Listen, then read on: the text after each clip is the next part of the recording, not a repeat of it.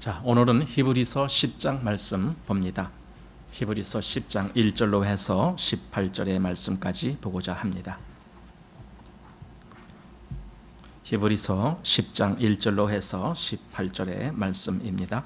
자, 우리 함께 말씀 읽습니다. 율법은 장차 오는 좋은 일의 그림자요 참 형상이 아니므로 해마다 늘 드리는 바 같은 제사로는 나아오는 자들을 언제든지 온전케 할 수 없느니라. 그렇지 아니하면 섬기는 자들이 단번에 정결케 되어 다시 죄를 깨닫는 일이 없으리니 어찌 드리는 일을 그치지 아니하였으리요. 그러나 이 제사들은 해마다 죄를 생각나게 하는 것이 있나니 이는 황소와 염소의 피가 능히 죄를 없이 하지 못함이라. 그러므로 세상에 임하실 때에 가라사대 하나님이 제사와 예물을 원치 아니하시고 오직 나를 위하여 한 몸을 예비하셨도다. 전체로 번제함과 속죄제는 기뻐하지 아니하시나니 이에 내가 말하기를 하나님이여 보시옵소서. 두루마리 책에 나를 가리켜 기록한 것과 같이 하나님의 뜻을 행하러 왔나이다 하시니라. 위에 말씀하시기를 제사와 예물과 전체로 번제함과 속죄제는 원치도 아니하고 기뻐하지도 아니하신다 하셨고 이는 다 율법을 따라 드리는 것이라. 이후에 말씀하시기를 보시옵소서 내가 하나님의 뜻을 행하러 왔나이다 하셨으니 그 첫 것을 폐하심은 둘째 것을 세우려 하심이니라. 그 뜻을 쫓아 예수 그리스도의 몸을 단번에 들이심으로 말미암아 우리가 거룩함을 얻었노라.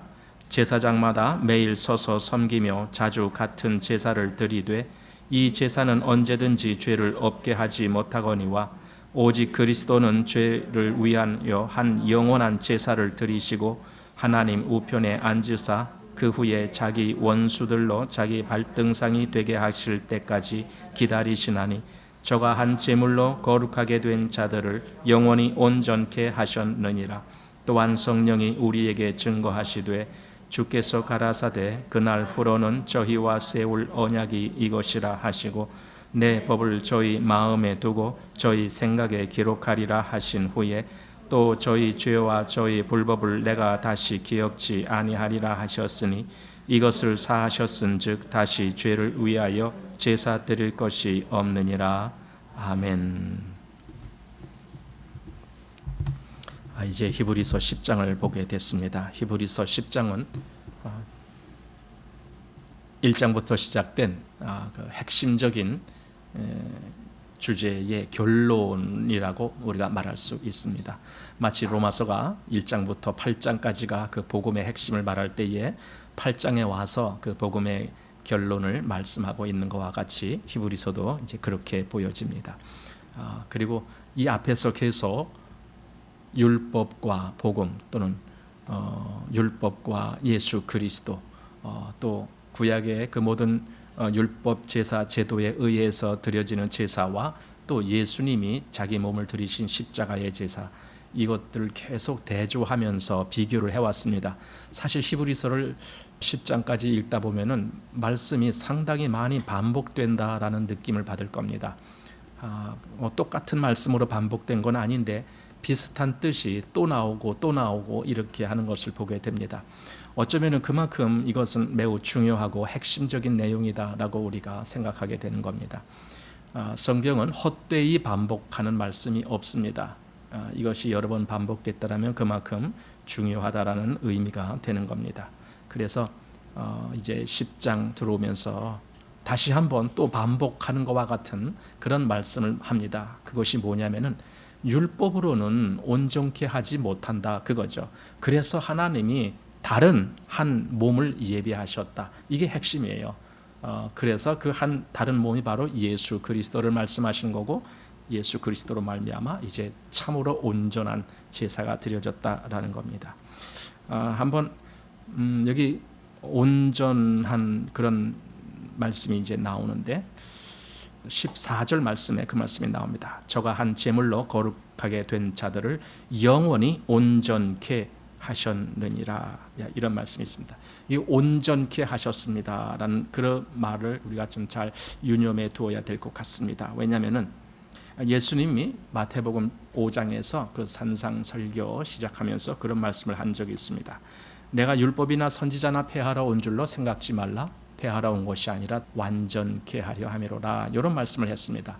거기서 완전케 한다는 말이 뭘까? 이제 우리 이 의문을 분명히 가져야 됩니다. 왜냐하면 많은 사람들이 그 말을 잘못 해석하기 때문에 그렇습니다. 완전케 한다라는 말을 율법을 완전히 지킨다 이렇게 해석을 합니다. 정말 많은 사람들이 그렇게 해석을 합니다. 그러나 그것은 성경과 다른 겁니다. 성경은 그렇게 말씀하시지 않습니다. 과연 예수님이 율법을 완전케 한다라는 것이 뭔가? 로마서에서도 그 말씀을 우리가 어느 정도 보게 됐는데 거기 보면은 로마서 8장에 영을 따라 행하는 사람들에게 그 율법의 요구가 이루어지게 하신다라는 말씀이 있습니다. 그러니까 그 마태복음 5장을 잘못 해석하는 사람들은 로마서 8장도 잘못 해석하게 됩니다. 율법의 요구가 이루어지는 것을 율법을 잘 지키게 한다 그렇게 해석을 합니다. 그래서 구원받은 사람들은 율법을 잘 지키는 사람이 된다 이렇게 해석을 합니다. 자, 그러나 우리는 알아야 됩니다. 구원받았어도요 율법 못 지킵니다. 아니 예수님이 우리로 하여금 지키게 하시면 지킬 수 있을 거 아닙니까? 그렇지 않습니다. 율법 못 지킵니다. 구원받은 자라 할지라도 율법 지킬 수가 없습니다. 그리고 율법을 어주간히 지키는 걸 그걸 지켰다라고 하면 안 됩니다. 율법을 지킨다라는 말은 1.1회까지도 정확하게 지키는 것을 말합니다. 그러나 구원받은 사람도 율법을 그렇게 지킬 수 없습니다. 그런데 우리는 그거 걱정하지 않습니다. 내가 율법을 못 지킨다 할지라도 내가 갑자기 낙오가 되는 그런 것이 아니기 때문에 그렇습니다. 사실 우리가 그리스도 안에 있기 때문에 그렇습니다. 그리스도 안에 있으면 율법보다 더 위에 있는 겁니다. 아니 율법을 지키지도 못하면서 위에 있는 게 말이 됩니까? 예, 말이 됩니다. 그게 바로 하나님의 역사입니다. 사람이 할 수 없는 그것을 하나님은 하시나니 이렇게 합니다. 그러니까 곧 죄 있는 그 육신의 모양으로 당신의 아들을 보내사 육신을 쫓지 않고 그 영을 쫓아 행하는 우리에게 율법의 요구가 이루어지게 하려 하신 이 역사가 이루어지는 겁니다. 그래서 우리 개인적으로는 율법을 지킬 수 없어도 그리스도 안에서는 율법의 완성이 되어가는 겁니다.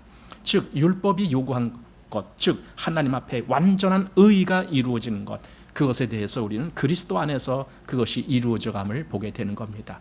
그런 의미에서 오늘도 율법과 또 예수님으로 말미암는 참된 제사 이런 부분들을 비교하면서 여기 그렇게 말씀해 주고 있습니다. 그러니까 예수님이 내가 율법을 폐하러 온 것이 아니라 도리어 완전케 하려 왔다라고 한 그 말씀이 사실은 이렇게 응해진다는 뜻이에요. 율법을 잘 지켜서 응해진다는 말이 아니라 여기 말한 대로 이렇게 응해지는 거구나, 이게 완전한 거구나, 이제 이렇게 오늘 우리가 보게 될 겁니다. 로마서 10장 4절에는 그리스도는 모든 믿는 자에게 의를 이루기 위하여 율법의 마침이 되시니라 이렇게 말씀했습니다. 율법의 마침이 되십니다. 그래야만이 율법의 마침이 되셔야만이 모든 믿는 자에게 의가 이루어집니다. 율법의 마침이 되질 아니하면은 사람에게 의가 이루어질 수가 없어요. 계속 율법이 요구하기 때문에 그렇습니다. 그러나 그리스도는 율법을 끝냈습니다. 여기 또 어떤 말도 있느냐 하면은 폐하신다. 오늘 읽은 말씀 중에 9절에 그 말씀이 있습니다. 첫 것을 폐하심은 둘째 것을 세우려 하심이니라 이런 말씀도 있습니다. 이게 아주 중요한 분기점입니다. 이전 것을 끝내질 아니하면 그 다음 단계로 넘어갈 수가 없습니다. 이게 하나의 원칙입니다. 신앙에 있어서도 똑같고 지금 여기 율법과 복음에 있어서도 똑같습니다. 그 이전 것을 끝내질 아니하면 그 다음 단계로 갈 수가 없습니다. 왜냐하면 그 이전 것이 계속 나를 붙들고 있을 거니까. 고린도 전서의 15장에 보면은 예수님을 마지막 아담 또 둘째 사람 이렇게 말씀하신 대목이 있습니다. 거기 마지막 아담이라는 말씀은 이제 예수님이 아담의 끝이다 그 뜻이에요. 즉 아담 그 이전에 있었던 그 아담의 그 모든 영역이 예수님으로 말미암아 딱 종지부를 찍는다. 그리고 예수님은 그것을 끝내며 그것을 사실 십자가에 못 박았잖아요. 그렇게 끝내면서 이제 또한 새로운 시작을 하는 것입니다. 그래서 예수님이 둘째 사람이 되는 겁니다. 그러니까 예수님은 두 가지 이름이 있는 겁니다. 하나는 마지막 아담, 또 하나는 둘째 사람, 이렇게 되는 겁니다. 그 마지막 아담이 되질 못하면 둘째 사람으로 나아갈 수가 없는 거죠. 마지막 아담으로 딱 정리를 해놓고 끝내야 둘째 사람으로 시작이 되는 겁니다. 이것을 더 우리가 복음 안에서 해석을 한다면, 우리가 십자가에서 내가 그리스도와 함께 십자가에 못 박히지 아니하면은 그 다음 내 안에 그리스도께서 사시는 일은 그건 될 수가 없는 문제입니다. 내가 그리스도와 함께 십자가에 못 박혔나니 이것이 딱 맺힘이 돼야, 그래야 그 다음에 이제 내 안에 내가 사는 것이 아니라 오직 그리스도께서 사신 것이다, 이 말씀을 할 수가 있습니다. 내가 살았을 때는 성령께서 내 안에 역사하실 수가 없는 것과 같이, 그러나 어느 날 내가 이제 나는 죽었습니다, 나는 죽은 자입니다, 이 시인이 될 때에 성령께서 비로소 역사하시기 시작하시는 것과 같이, 이게 모든 분기점이 지금 오늘 보는 이 내용 속에 다 들어 있습니다. 자, 1절 한번 말씀 봅니다. 율법은 장차 오는 좋은 일의 그림자요 참 형상이 아니므로 해마다 늘 드리는 바 같은 제사로는 나오는 자들을 언제든지 온전케 할 수 없느니라. 여기 율법이 무엇이냐 했을 때 또 한 번 말씀하고 있는 겁니다. 율법은요, 여기 몇 가지로 해석이 되는데, 장차 오는 좋은 일의 그림자다, 즉 참 형상이 아니고 그림자다라는 뜻입니다.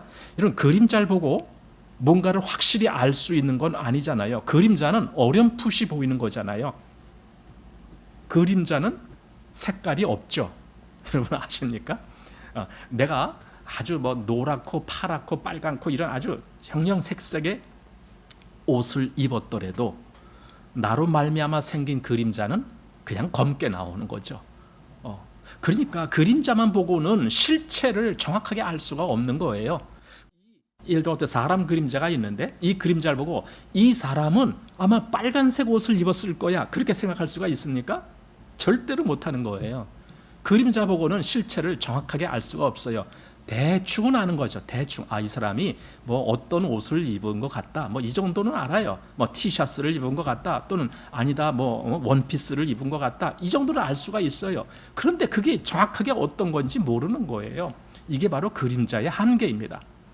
여기 율법은 장차 오는 좋은 일의 그림자다 그랬습니다. 그러니 율법으로는 정확하게 뭔가를 알 수가 없는 거예요. 다만 맛배기만 보여주는 거예요. 율법 속에 뭔가가 이제 우리에게 그것을 보여주고 있는 겁니다. 그래서 장차 오는 좋은 일의 그림자다 이렇게 말하고, 참 형상이 아니다, 참 형상이 아니다. 율법은 참 형상이 아니야, 그림자야. 그리고 또 그 다음 말씀도 한번 보십시오. 해마다 늘 드리는 바 같은 제사로는 나오는 자들을 언제든지 온전케 할 수 없느니라. 온전케 할 수가 없어요. 율법으로는 온전케 되지가 않아요. 율법으로는 항상 뭔가 부족한 거예요. 온전케 될 수가 없기 때문에. 자, 그렇다면은 여기 온전케 할 수 없느니라 이 말씀하고 쭉 건너뛰어서 14절에 한번 말씀 보십시오. 저가 한 제물로 거룩하게 된 자들을 영원히 어떻게 하셨습니까? 온전케 하셨느니라. 이 말과 딱 이렇게 대조가 되는 말씀이죠. 1절에는 온전케 할 수 없느니라. 그런데 14절에서는 영원히 온전케 하셨느니라. 그러면은 이게 완전히 결과가 달라지는 거잖아요. 그럼 14절은 도대체 무엇에 의해서 온전케 됐느냐? 바로 이것을 우리가 마음에 품어야 되겠죠. 그러니까 1절에 율법으로는 분명히 온전케 되지 못한다라고 했으니 이건 율법 말고 다른 것이라야 된다라는 거죠. 바로 그 내용입니다. 그렇다면 이제 답이 나온 겁니다. 이 히브리서 10장은 바로 율법이 아니고 그 다른 것, 우리를 온전케 하는 그 다른 것이 무엇인지 그것을 말씀해 주는 것이 여기 히브리서 10장입니다. 또 이거 율법이 또 어떤지 미리 한번 짐작을 해보면은 3절 말씀을 가보면은 율법은 해마다 죄를 생각하게 하는 것이 있다 이렇게 되어 있습니다. 해마다 죄가 생각나요. 여기서 말한 것은 특별히 해마다 대제사장이 지성소에 들어가는 문제입니다. 그때 죄 때문에 피를 가지고 들어가는 거예요. 그리고 그것을 속죄소 위에 찍어놓고 뿌리고 이렇게 하는 겁니다. 이것이 대제사장이 해마다 들어가는 이유가 뭔데 했을 때 여기 이 말씀이 그렇게 되는 겁니다. 3절에 이 제사는 해마다 죄를 생각나게, 그러니까 해마다 또 들어가고 또 들어가고 또 들어가고 그래야 돼요. 아니 작년에 지성소에 들어갔는데 올해 또 들어가야 된다는 거예요. 왜? 또 죄가 있으니까. 우리 마음에 또 죄가 인식이 되니까, 우리 양심에 또 죄가 걸리니까 또 대제사장이 지성소에 들어가야 된다 이겁니다. 그것을 매년 반복했습니다. 바로 그 내용입니다. 또 한번 4절 말씀에도 미리 봅니다. 4절. 이는 황소와 염소의 피가 능히 죄를 없이 하지 못함이라. 그렇죠.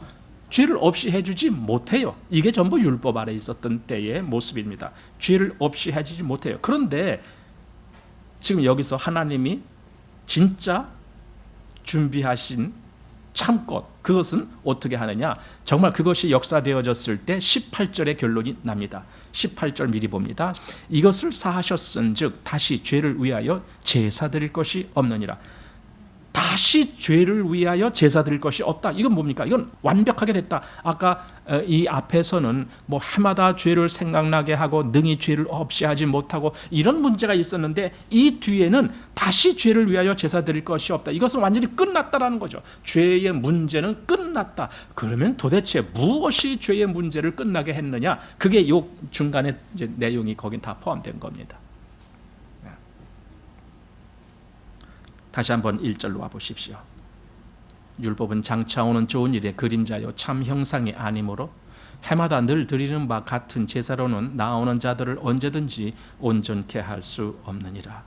예, 그림자고 참 형상이 아니다. 그럼 참 형상은 뭘까? 이제 궁금증이 와야죠. 이 율법은 참 형상이 아니라니까 참 형상은 뭘까 했을 때 5절에 나오는 겁니다. 그러므로 세상에 임하실 때에 가라사대 하나님이 제사와 예물을 원치 아니하시고 오직 나를 위하여 한 몸을 예비하셨도다 이거죠. 하나님이 이걸 예비하셨다는 거예요. 율법으로는 언제든지 온전케 하지 못하니까 율법은 놔두고 다른 어떤 것을 준비하셨는데 한 몸을 예비하셨도다 이겁니다. 하나님이 이렇게 역사를 하셨다.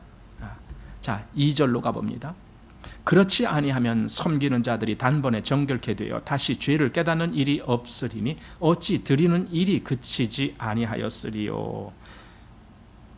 만약에 율법으로 온전케 할 수 있었다면 여기 말한 대로 다시 죄를 깨닫는 일, 그게 없어야 됩니다. 다시 죄가 깨달아지지 않아야 됩니다.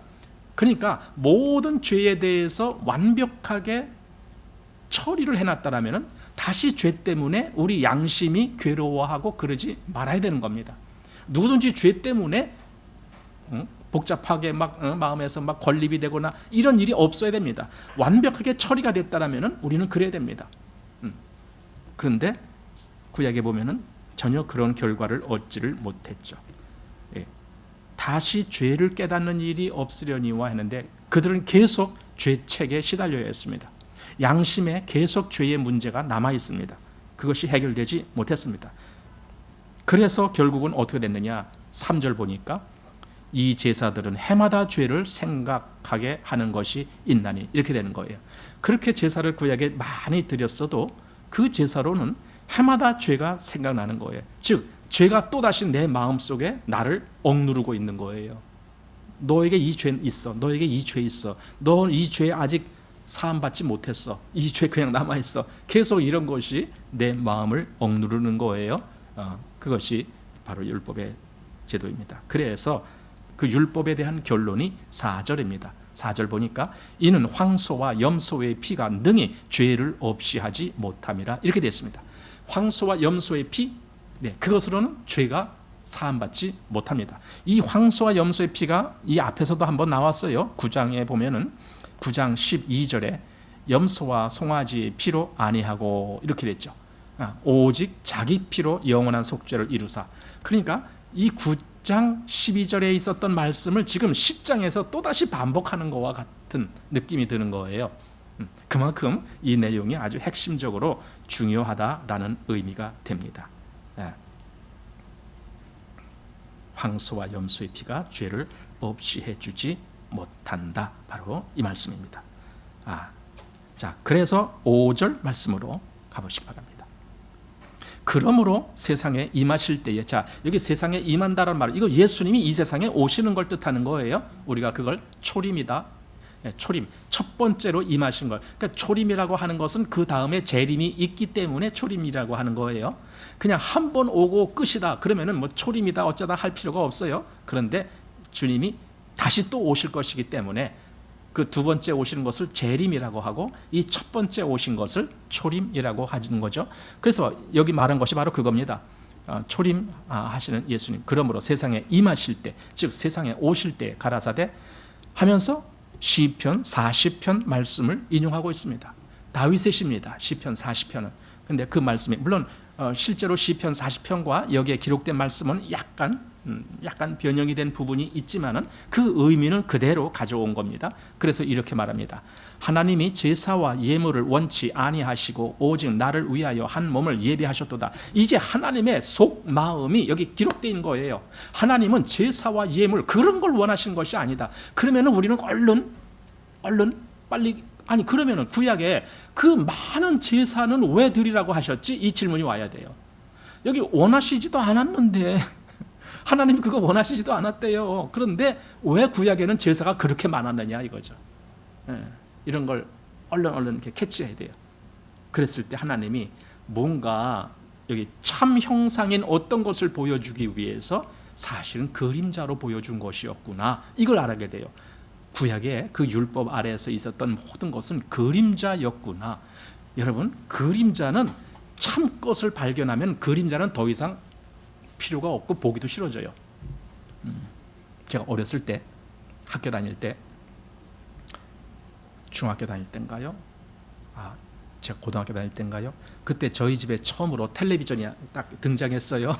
텔레비전 옛날에 그 텔레비전 흑백 텔레비전 이만한 거 다리 이렇게 있고 이렇게 놓고 텔레비전이 있습니다. 그런데 그렇게 하고 있다가 한참 있다가 칼라 텔레비전이 나왔어요. 칼라 텔레비전이 나오니까 더 이상 흑백 텔레비 볼까요? 안 볼까요? 아니 이게 흑백은 텔레비 같지가 않아. 칼라를 보고 나니까. 그렇잖아요? 이건 텔레비전 같지가 않아요. 근데 그거 나오기 전에는요, 그 흑백만 있을 때는 그게 엄청 좋았어요. 저희 집이 텔레비전이 없을 때, 그때 미처 이제 우리 집은 없는데도 그때 이제 그래도 또 뭐 동네에 뭐 부잣집은 좀 있고 뭐 그래요. 그 텔레비전 보고 싶은 거예요. 그렇다고 뭐 날마다 남의 집에 갈 수는 없는 거고. 그런데 언제 특별히 보고 싶으냐? 김일 선수가 경기하는 날. 여러분 아세요? 김일 선수? 레슬링 김일 선수 지금 이제 돌아가셨지만은 그 김일 선수가 경기하는 날은 사람들이 어떻게 알고 다 소문이 났어. 그래갖고는 그때는 어디로 가느냐? 학교로 가는 거예요.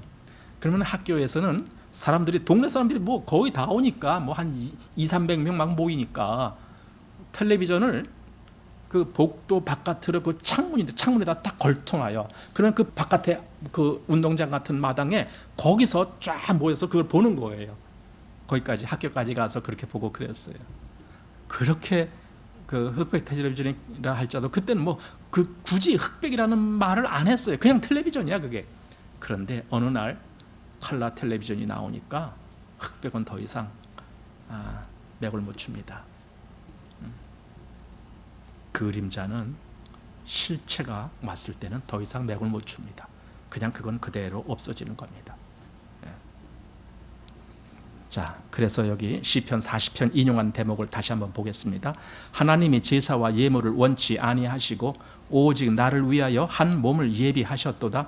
전체로 번제함과 속죄제는 기뻐하지 아니하시나니 이에 내가 말하기를 하나님이여 보시옵소서 두루마리 책에 나를 가리켜 기록한 것과 같이 하나님의 뜻을 행하러 왔나이다. 자, 이렇게 했습니다. 그러니까 앞에 뭐 제사와 예물 또 그 다음에 전체로 번제함과 속죄제 이런 것들은 하나님이 실제로 원하신 것이 아니다.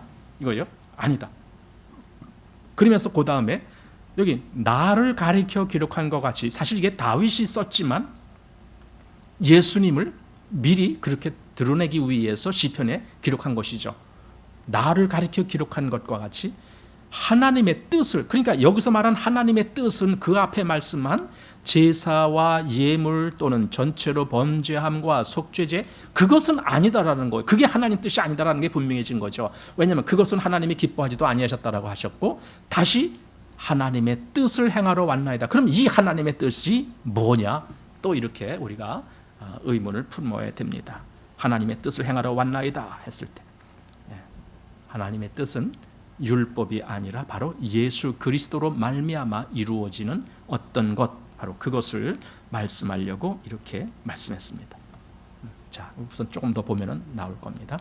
하나님의 뜻을 행하러 왔나이다 하시니라 하고 8절, 위에 말씀하시기를 제사와 예물과 전체로 번제함과 속죄제는 원치도 아니하고 기뻐하지도 아니하신다 하셨고 이는 다 율법을 따라 드리는 것이라. 여기 또 나왔습니다. 이런 것은 원치도 아니하시고 기뻐하지도 아니하신다. 지금 얼마나 지금 반복해서 10장에만도 그 말씀이 계속 나오고 있는지 우리가 보게 되는 겁니다. 정말 하나님은 이런 거 원치 아니하셨다, 원치 아니하셨다, 또 원치 아니하셨다, 이렇게 반복해서 말씀하는 거예요. 그런데 어떻게 그것을 계속 하나님이 좋아하시고 기뻐하신 것이라고 생각할 수가 있겠느냐고요? 그건 정말 아닙니다.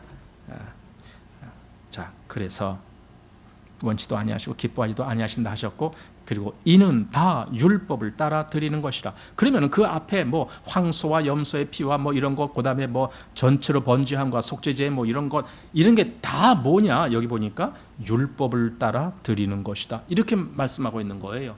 율법을 따라 드리는 것이었다. 그것은 하나님이 진짜 기뻐하시고 원하시는 그런 것이 아니고 그냥 율법을 따라 드리는 하나의 규정이었다라는 겁니다. 그리고 물론 하나님은 그걸 진짜 원하신 건 아니었다, 이렇게 말씀합니다. 자, 그리고는 이제 9절에 뭔가 다른 것을 말씀합니다. 보십시오. 그 후에 말씀하시기를 보시옵소서 내가 하나님의 뜻을 행하러 왔나이다 하셨으니, 이제 나와요.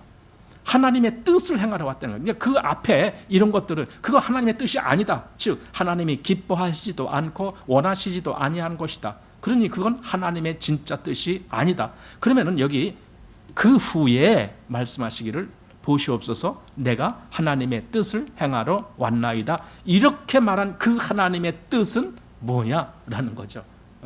이게 진짜죠. 하나님의 뜻을 행하러 왔다라고 하니까 그게 진짜란 말이죠. 하나님의 뜻. 예수님이 하나님의 뜻을 행하러 오셨어요. 예수님은 곳곳에서 그 말씀을 하셨어요. 그리고 그 하나님의 뜻은 우리의 구원입니다. 그걸 행하러 오셨어요. 그걸 이루기 위해서 오셨어요. 그래서 예수님이 그 십자가의 길을 걷는 거예요. 그 십자가의 길을 가시는 것은 예수님이 굉장히 충성심이 많아서 간 것이 아니에요. 하나님의 뜻이기 때문에 간 거예요. 겟세마네에서 예수님이 기도하신 거 아시잖아요. 하나님이여 할만하시거든 이 잔을 내게서 지나가게 하옵소서. 그러나 나의 원대로 마옵시고 아버지의 원대로 하옵소서. 이 내용이 마태복음, 마가복음, 누가복음 다 나옵니다. 예수님이 그렇게 겟세마네에서 기도하신 내용, 나의 원대로 마옵시고 아버지의 원대로 하옵소서. 아버지의 원대로 하옵소서. 즉 아버지의 뜻대로 하옵소서. 그리고 예수님은 그 아버지의 뜻이 뭔지를 아신 거예요. 바로 그게 십자가입니다. 십자가의 길이고 거기서 모든 죄로 인하여 자기가 그 죄의 값을 치르는 그 십자가의 피 흘림이 아버지의 뜻이다라는 걸 안 거죠. 그래서 그 길을 가는 거죠. 나중에 요한복음 17장 4절에 예수님이 기도하시는 대목이 나오죠. 거기 보면은 아버지께서 내게 하라고 주신 일을 내가 다 이루어, 내가 다 아버지께서 내게 하라고 주신 그걸 내가 다 이루었습니다. 이제 이 기도를 예수님이 하시는 겁니다. 그러니까 예수님은 내가 먹을 양식이 있다, 이제 이런 말씀도 하실 때 그때 내가 먹을 양식은 아버지께서 내게 하라고 주신 이 모든 것을 다 이루는 그거다, 이렇게 또 말씀하신 적이 있습니다. 계속 예수님은 아버지께서 원하신 그것을 하시는 것이 곧 자기에게 주어진 하나님의 뜻이다라고 그렇게 말씀합니다. 자, 그래서 하나님의 뜻을 행하러 왔나이다. 예수님이 오신 것은 하나님의 뜻을 행하러 온 겁니다. 그러면 더 구체적으로 우리는 그것이 뭔지를 알잖아요. 아니 하나님의 뜻을 행하러 왔다라고 했는데 도대체 그래서 어떻게 됐느냐? 결론으로 예수님이 십자가에서 죽으시는 거예요. 그게 하나님의 뜻이에요. 그걸 하러 오셨다는 거예요. 그러나 예수님의 모든 그 삶은 그 십자가를 향하는 삶으로 되어 있어요. 계속 십자가를 향해서 점점 나가서 결국은 딱 정해진 시간이 됐을 때에 그때 예수님 그 십자가에서 죽음을 당하시죠. 바로 그 모습을 여기서 생각하게 합니다. 자, 이렇게 하나님의 뜻을 행하러 왔나이다 하셨으니 하면서 그 다음 말씀도 의미심장합니다. 뭐냐면 첫 것을 폐하심은 둘째 것을 세우려 하심이라. 이렇게 첫 것이 폐하여져야만이 둘째 것이 세워지는 겁니다. 율법이 끝이 나야만이 이제 복음이 세워지는 겁니다. 우리도 우리의 옛사람이 예수와 함께 십자가에 못 박혀야만이 그의 부활과 함께 새 사람이 살아나는 겁니다. 이렇게 첫 것을 딱 종지부를 찍어야 그 다음 단계로 넘어가게 되는 겁니다. 그러니 율법을 폐하지 않고 그냥 놔두면은 예수님은 헛수고하시는 겁니다. 율법이 살아있을 때에는 예수님이 필요가 없습니다. 계속 율법의 어떤 영역이 우리의 마음을 지배할 때는 예수님을 내가 믿을 필요가 없습니다. 왜냐하면 난 율법을 따라가면 되는 거니까.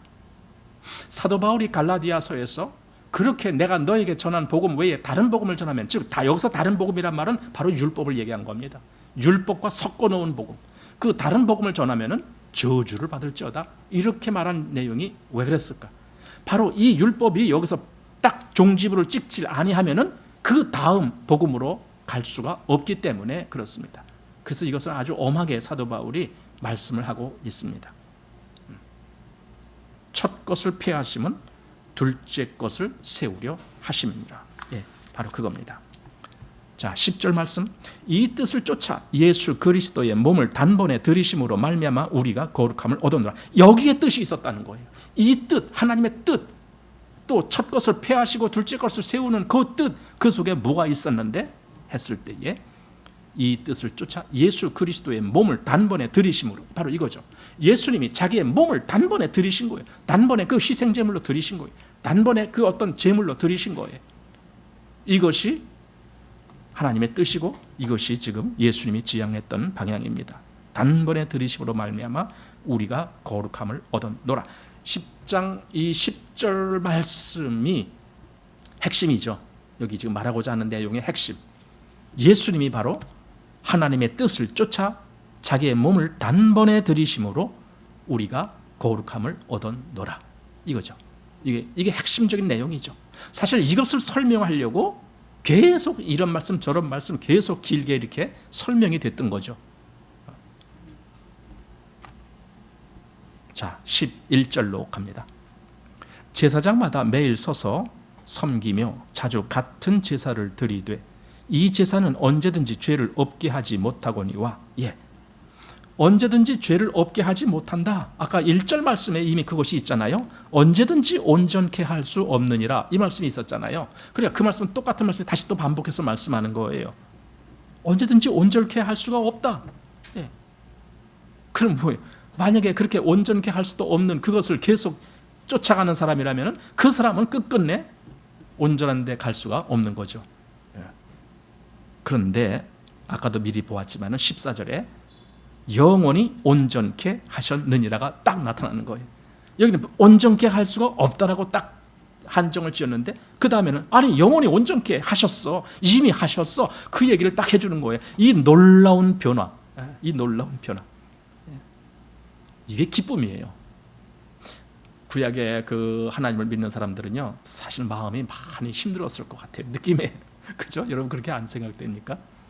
마음이 얼마나 괴롭고 힘들었을까. 비록 하나님을 믿는다라고 하면서도 그 모든 절차를 따라가야 될 거, 율법을 준수해야 될 거, 뭐 이런 것들이 얼마나 많아요. 그러니 얼마나 솔직히 마음이 번잡하고 그랬을까요? 그런데요, 여러분 그리스도 안에서 이 복음 안에서는요 이게 얼마나 확실하게 싹 개운하게 변했는가. 아니 그렇게 그 수많은 그 제사, 그 속죄일에 드리는 제사도 매년 드렸지만은 속죄일뿐만 아니라 다른 제사들도 또 얼마나 많았어요. 그런 제사들이 그렇게 반복해서 또 드리고 또 드리고 또 드리고 했던 그런 제사들. 그런데 딱 바뀌고 나니까 여기는 단 하나의 영원한 제사, 그 얘기가 12절에 나옵니다. 오직 그리스도는 죄를 위하여 한 영원한 제사를 드리시고, 이겁니다. 한 번의 영원한 제사가 딱 끝난 겁니다. 그러니 이게 얼마나 간단하고 단순하고 얼마나 기분 좋은 거예요. 더 이상 제사가 필요 없어요. 왜? 이 단 한 번으로 영원한 제사가 됐으니까 더 이상 무슨 제사가 필요 있어요? 더 이상 우리에게 율법의 규율은 필요가 없어요. 다만 율법을 통해서 우리는 예수님을 찾아가는 거예요. 율법이 그렇게도 쓰이거든요. 율법은 우리에게 어떤 그 항목별로 어떤 법조항이 되어서 이거 해라 말라 이렇게만 보이는 것이 아니라 그 율법 속에 예수님을 나타내주고 있는 그런 비밀스러운 영역이 있단 말이에요. 이게 숨겨져 있는 영역이거든요. 우리는 그런 것을 캐내는 거예요. 그래서 율법도 우리에게 얼마든지 또 유익한 면으로 보이는 면이 있습니다. 그러나 그 유익한 것은 율법을 지켜나가기 위해서 유익한 것은 아닙니다. 반대입니다. 오히려 율법도 그리스도를 말하고 있기 때문에 유익한 겁니다. 그런 모습을 우리가 보게 되는 겁니다. 여기 오직 그리스도는 죄를 위하여 한 영원한 제사를 드리셨다. 얼마나 기가 막혀요. 한 영원한 제사를 드리셨습니다. 그리고 그 영원한 제사가 이제 더 이상 제사가 없다라고 선포해 주시는 것이 뭐냐면은 거기 드리시고 한 다음에 하나님 우편에 앉으사, 이겁니다. 앉으셨다라는 것은요, 모든 일을 끝냈다라는 뜻입니다. 그래서 구약에 우리가 잘 아는 성막을 보면은요, 성막에 여러 가지 그 기구들이 나오고 거기에 여러 가지 제도 이런 것들이 다 나오는데 그 바닥은요 그냥 흙바닥이에요. 바닥은 아무것도 없어요. 일단 바닥에 뭘 깔아놔라 그런 게 없어요. 심지어는 지성소도 그래요. 지성소고 성소고 또는 뜰이고 바닥은 그냥 흙. 그냥 흙 위에다가 성막을 세우면 흙, 모래 위에다가 성막을 세우면 모래, 뭐 이렇게 되는 거예요. 그냥 그 바닥은 아무것도 없어요. 그런데 더 놀라운 것은 거기에 의자도 없어요. 침대도 없어요. 그러니 거기 제사장들은요, 거기서 일을 할 때 항상 서 있어야 돼요. 항상 어디 앉을 자리가 없고 어디 누울 자리도 없어요. 설령 좀 힘들어서 누우려고 그러면 그 바닥이 흙인데 그 옷이 다 더러워지는데 그 거룩한 옷을 입었잖아요. 그 제사장복, 그 거룩한 옷을 입고 일을 해야 되는데 그 옷에 흙을 범벅시켜 놓으면 되겠습니까? 안 되거든요. 그들은 앉을 수가 없어요. 근데 그것은 또 다시 보면은요, 제사일이 끝나지 않는다 그 뜻이에요. 그들은 또 제사 드리고 또 제사 드리고 오늘 제사 드리고 내일 또 제사 드리고 오늘도 뭐 하나가 아니고 오늘도 뭐 몇 개씩 제사 드릴 때가 또 있을 것이고, 또 아까 말한 그 속죄일에도 그 지성소에 들어가는 문제도 올해 지성소 들어갔으면 내년에 또 들어가야 되고 후년에 또 들어가야 되고 계속 반복이에요. 끝이 없어요. 앉을 수가 없어요. 그래서 성막에는 앉아서 쉴 만한 그런 장소는 하나도 없어요. 그렇게 철저하게 하나님이 말씀하시는 것이 얼마나 철저합니까? 심지어 거기에 말뚝, 그 끈을 잡아매는 말뚝조차도 그것을 뭘로 만들고 어떻게 해라 이런 규율까지 다 있잖아요. 얼마나 철저하게 하나님이 그것을 규정하셨는데, 그런데 쉴 만한 자리는 한 군데도 없어요. 의자가 없다는 소리예요.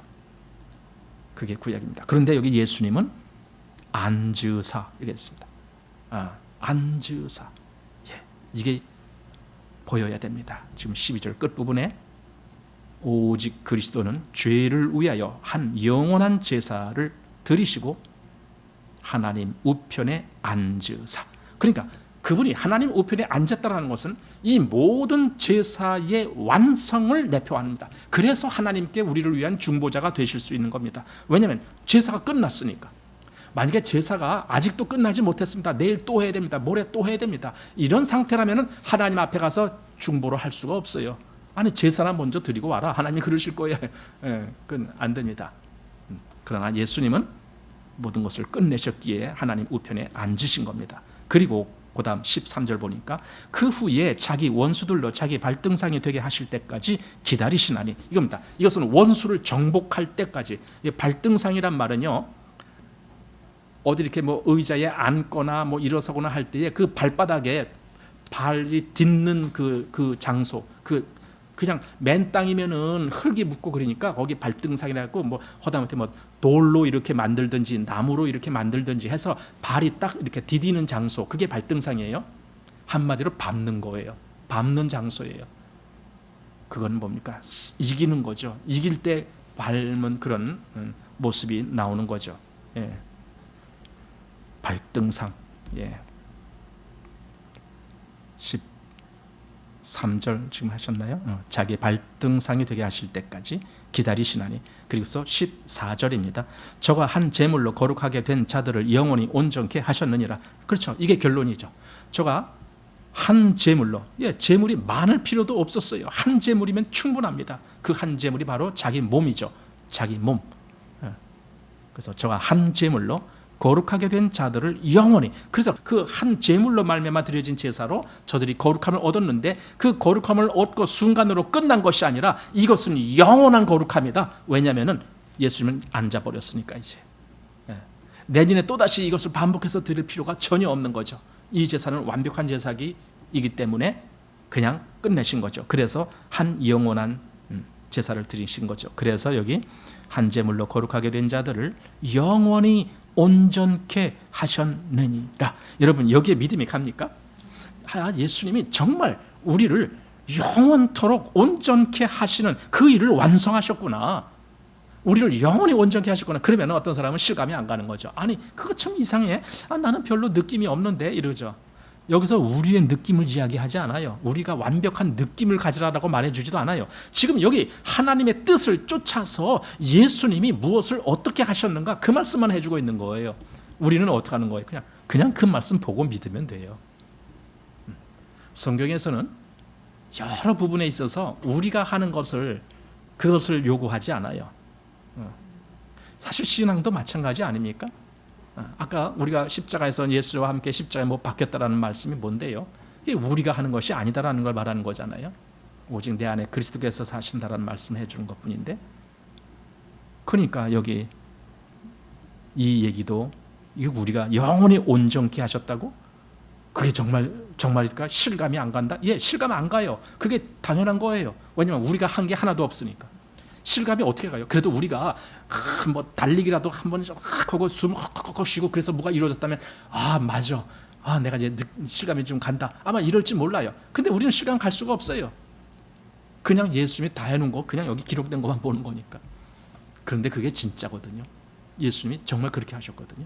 그래서 영원히 온전케 하셨느니라, 이렇게 말씀을 하고 있습니다. 자, 그리고 이제 15절입니다. 또한 성령이 우리에게 증거하시되, 성령이 증거하신다. 이 말씀 참 의미 있는 말씀입니다.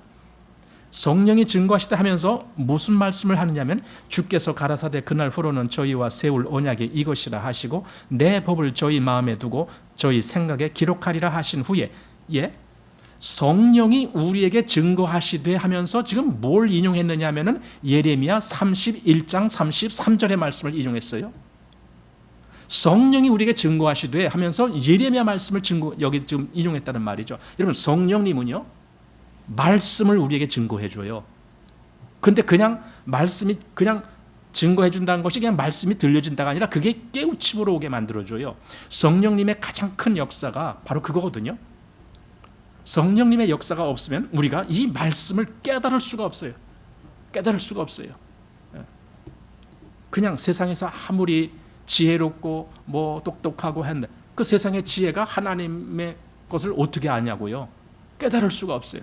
우리가 정말 이렇게 주님을 알게 되고 주님을 깨닫게 되고 주님을 믿게 되고 여기에 성령님의 역사가 있는 거예요. 한번 몇 군데 더 찾아보겠습니다. 요 앞에 한번 3장 말씀을 보시겠습니다. 3장 7절 말씀에 여기서도 인용하는 말씀 중에 그렇게 나오고 있습니다. 3장 7절, 그러므로 성령이 이르신 바와 같이 오늘날 너희가 그의 음성을 듣거든. 자, 이렇게 되어 있습니다. 성령이 이르신 바와 같이, 여기 이제 시편 95편을 지금 인용하는 대목인데, 이것도 성령이 이르신 바와 같이, 그것도 성령께서 이루신 것이다. 그거 구약 기록한 거요? 다 성령께서 기록한 것이에요. 또 여기 좀 더 보겠습니다. 9장으로도 한번 가보겠습니다. 히브리서 9장 18절 말씀에도 또 나옵니다. 성령이 이로써 보이신 것은 첫 장막이 서 있을 동안에 성소에 들어가는 길이 아직 나타나지 아니한 것이라. 여기 성령이 이로써 보이신 것 이렇게 씁니다. 보이신 것, 이게 무슨 말이냐면 깨닫게 해주신 것, 그 뜻이에요. 아, 우리로 하여금 그걸 깨닫게 해주셨구나. 그러니까 깨닫게 해주신다는 것을 보게 해준다, 그 말과 똑같이 쓰고 있어요. 성령께서 우리에게 이걸 보이셨어. 즉 성령께서 우리를 이걸 깨닫게 해주셨어. 우리가 그걸 다른 말로 계시라고도 말합니다. 계시는 하나님께 속한 것을 우리가 깨닫게 되는 것을 계시라고 말합니다. 그래서 성령께서 그 일을 하셨다. 그런데 지금 10장에 오니까 또 그 말씀을 한 거예요. 성령이 우리에게 증거하시되 하면서 예레미야 31장 말씀, 그 예레미야 31장 말씀, 그것이 바로 성령께서 증거하신 거야. 근데 거기에 무슨 내용이 있는데 16절입니다. 주께서 가라사대 그날 후로는 저희와 세울 언약이 이것이라 하시고, 언약이요 새 언약으로 바뀌는 거예요. 그래서 언약이 이것이라 하시고 내 법을 저희 마음에 두고 저희 생각에 기록하리라 하신 후에, 그러니까 하나님의 법이 마음에 기록되는 거예요. 율법은 하나님의 법이 돌판에 기록된 거고, 새 언약은 하나님의 법이 우리 마음에 기록되는 겁니다. 그래서 우리가 믿게 되는 것이고, 그래서 여기서 말한 것이 우리 거가 되는 거예요. 실제로 이거 남의 거가 아니고 우리 거가 되는 겁니다. 그래서 성령께서 이렇게 보이신 것입니다 라고 말하는 겁니다. 자, 그리고 17절, 또 저희 죄와 저희 불법을 내가 다시 기억지 아니하리라 하셨으니, 이것도 성령께서 계속 말씀해 주신 거예요. 저희 죄와 저희 불법을 내가 다시 기억지, 이건 하나님이 기억지 아니하신다라는 거예요. 우리 양심의 문제가 아니고 이건 하나님 편에서 하나님이 그래 내가 더 이상 너희 죄를 보지 않는다, 그 뜻이에요. 기억하지 않겠다. 우리 죄를 기억하지 않겠다는 거예요. 여러분, 우리가 죄가 많을 때 어떡합니까? 그것 때문에 우리가 물론 죄가 우리를 기쁘게 해주지 않아요. 죄는 늘 우리를 괴롭게 해요. 그렇지만은 그것 때문에 우리가 정죄를 당할까봐, 그것 때문에 우리의 양심에 어떤 심판을 받을까봐 그런 두려움이 없어요. 죄가 있지만은 그 죄는 나와 하나님 사이에 이 교제가 막히고 끊어지고 거기서 다시 회복돼야만 되는 그 어떤 문제가 남아있지만, 그러나 내가 주님 앞에서 다시 어떤 정죄함을 받는다라든가 이런 것은 아니거든요. 이건 다른 거거든요. 왜냐하면 한 영원한 제사를 드려서 영원히 온전케 하셨기 때문에.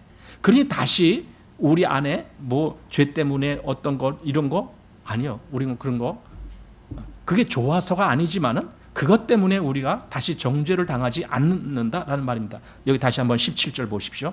저희 죄와 저희 불법을 내가 다시 기억지 아니하리라. 저희 죄와 저희 불법, 분명히 그게 있어요. 저희 죄가 있고 저희 불법이 있어요. 그런데 하나님이 그걸 기억하지 않겠다. 그러니까 저희가 온전하게 깨끗게 되었다, 그래서 내가 죄를 기억 안 한다가 아니에요. 저희 죄와 저희 불법이 그냥 있어요. 그런데도 하나님이 기억지 않겠다, 이겁니다. 왜냐하면 예수님의 제사가 그렇게 어마어마한 제사니까. 아주 완벽한 제사라는 것은 이런 모든 우리가 하나님을 안 이후에 드러나는 죄까지도 다 예수님의 제사가 그것을 얼마든지 덮어주는 제사가 됐으니까, 이것이 영원토록 온전케 하셨다라는 말의 의미입니다. 그래서 다시는 정죄함이 없어요. 그리스도 안에 있으면 다시는 정죄함이 없어요. 물론 죄를 모른다가 아닙니다. 죄를 좋아하지도 않습니다. 죄를 정말 하나님 앞에서 그 하나하나 하나님의 그 거룩한 빛에 의해서 밝혀지기를 원하고 그것을 처리되기를 원하고 나가지만은, 그러나 그것 때문에 정죄당할까 봐 두려워하는 것은 아닙니다.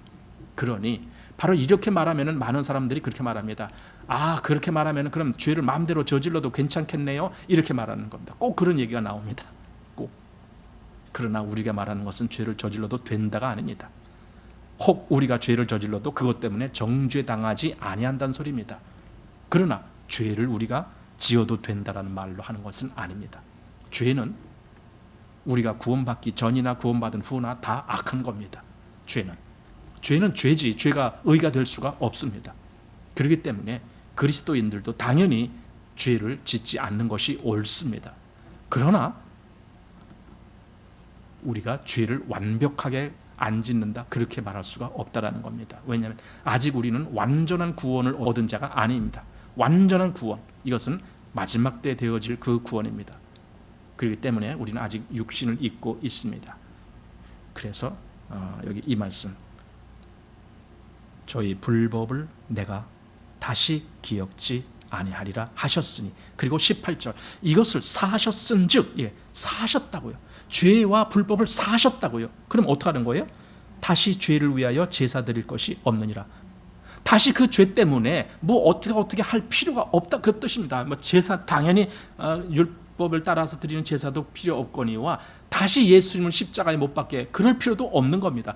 이것은 분명히 우리가 알아야 될 것은요, 그렇다고 우리가 죄를 계속 쫓아가도 되겠다, 그 말 전혀 아닙니다. 왜냐하면 히브리서에 이 말 말고 또 나오거든요. 여기 당장 히브리서 요 10장 뒤에가 나와요. 뭐냐면은 짐짓죄를 범한 것.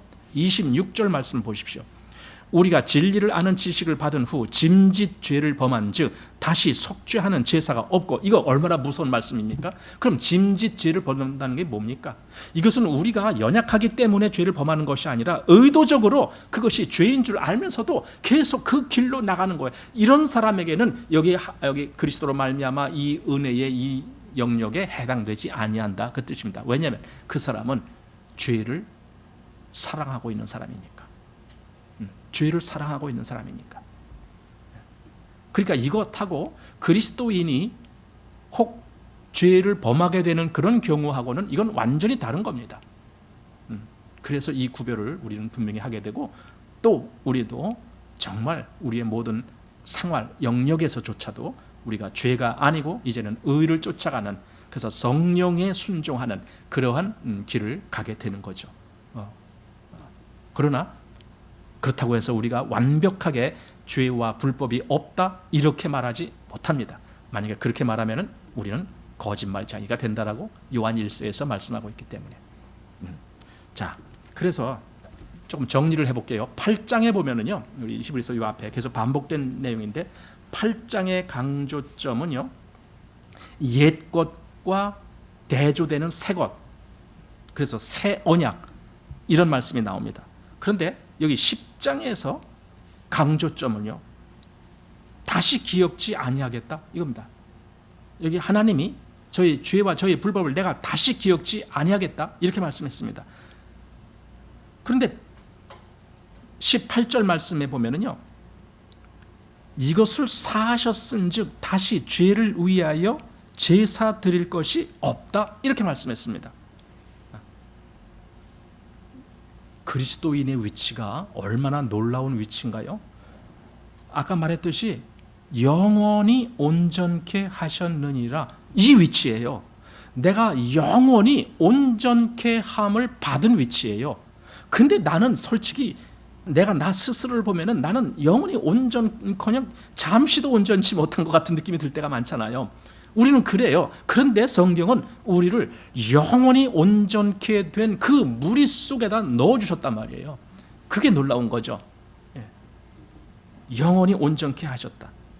바로 이 일을 위해서 그리스도께서 여기 10절 말씀에 보면은 단번에 자기 몸을 들이셨고, 또 12절의 말씀에 보면은 죄를 위하여 한 영원한 제사를 드리시고 하나님 우편에 앉으셨고, 그리고 14절에 보면은 거룩하게 된 자들을 영원히 온전케 하셨느니라, 이 말씀이 이어지는 겁니다. 얼마나 완벽한 일입니까? 예수님이 하신 일은.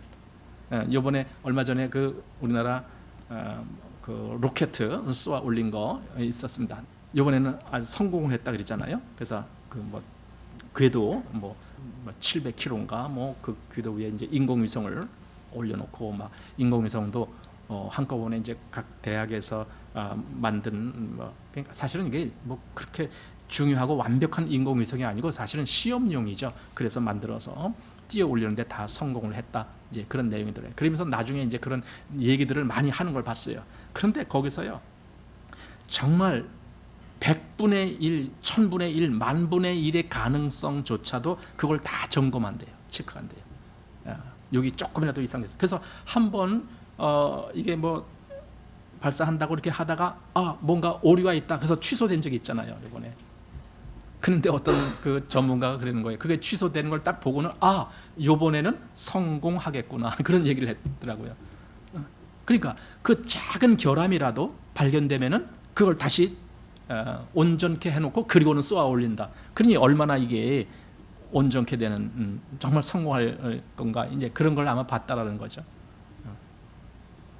그런데 하나님이 하시는 일은 얼마나 더 완벽할까요? 사람이 하는 그 인공위성도 요만큼의 흠도 없게 하려고 거의 완벽하게 그렇게 하는데 하나님이 하신 일은 얼마나 더 완벽할까요? 영원히 온전케 하셨다라고 했다면 얼마나 이게 확실한 말씀일까요? 그러니까 사실 우리는요, 그냥 이 말씀을 그대로 그렇게 믿는 거예요. 아, 하나님이 그렇게 하셨어요. 하나님이 그렇게 하셨어요. 또 그 아들 예수 그리스도께서 그렇게 하셨어요. 성령께서 우리에게 증거하시는 것이 바로 그거예요. 그러니까 삼위의 하나님 전체가 우리에게 이 복음의 놀라운 말씀으로 다가오는 거죠. 우리가 그것을 보는 거죠. 영원히 온전케 하셨으니 다시 제사 드릴 필요가 영원토록 없어진 거죠. 그러니 예수님은 그냥 앉아버린 거예요. 왜? 일어날 필요도 없어요. 예수님 일어나서 또다시 일을 해야 될 필요가 없으니까 그냥 앉아 계신 거예요. 앉아 계신 거예요. 물론 스데반 집사님은 주님께서 이렇게 서신 것을 보노라 그렇게 얘기를 했지만 그 예수님이 제사 드리려고 서신 건 아니니까 그렇게 표현상 그렇게 한 거지. 어쨌든 주님은 하나님 우편에 앉으셨습니다. 이것이 우리가 보는 겁니다. 그러니 성도들은 이런 말씀을 보고요, 정말 마음에 큰 위로와 기쁨을 얻는 거예요.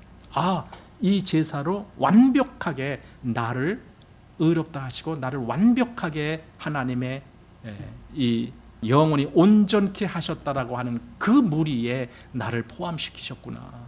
그러니 이게 얼마나 확실하고 얼마나 기쁜 일인가. 그거죠. 얼마나 확실하고 얼마나 기쁜.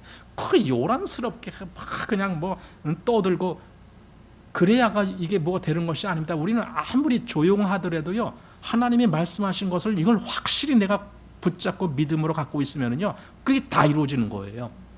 그냥 보통 우리 어떤 기도원인가 이런 데 간다, 또는 기도 아니고 교회에서 무슨 부흥 집회를 한다 할 때는 아주 요란 법석을 떨어야 돼요. 설교 시작하기 전에 한 1시간 동안은 쫙 박수 치면서 막 그냥 흥을 돋궈야 되고 이래야 돼요. 정신없게 만들어요. 솔직히 우리는 그런 데 가기도 싫죠. 그런데 그런 데 가면 정신없어서 못 견디죠. 그렇게 만들어요, 분위기를. 북치고 하고 이러면서 그렇게 분위기를 만들어요. 그러면서 말씀을 그냥 무조건 아멘 어쩌고저쩌고 막 이렇게 떠들어요. 아니, 그렇게 흥분을 해야 믿음이 생깁니까? 아니, 그렇게 흥분을 해야 믿음이 생긴다라면은 예수님이 돌아가실 때 한편에 있는 그 강도, 그 사람이 무슨 흥분을 했어요? 이제 곧 죽음을 맞이할 사람이 무슨 흥분을 했어? 그런데도 그 속에 믿음이 있었잖아요. 우리는요, 믿음이라는 것은 그렇게 흥분해서 생기는 것이 아니라 하나님의 말씀에 어떻게 되는지에 대한 그 말씀이 내 마음에 딱 왔을 때 내가 맞아요, 그거 진짜군요, 진짜입니다 하고 그것을 붙잡는 거예요. 이런 걸 믿음이라고 얘기하는 거죠. 그러니 얼마든지 우리는 조용한 가운데에서도 엄청난 믿음으로 이 말씀을 붙잡게 되는 거예요. 이게 하나님의 사람들의 놀라움이죠. 성령께서 분명히 그렇게 역사하십니다. 그래서 오늘 이 말씀을 우리 함께 묵상한 여러분들이 다 이 확실한 믿음 안에 거할 수 있기를 바랍니다. 마치겠습니다.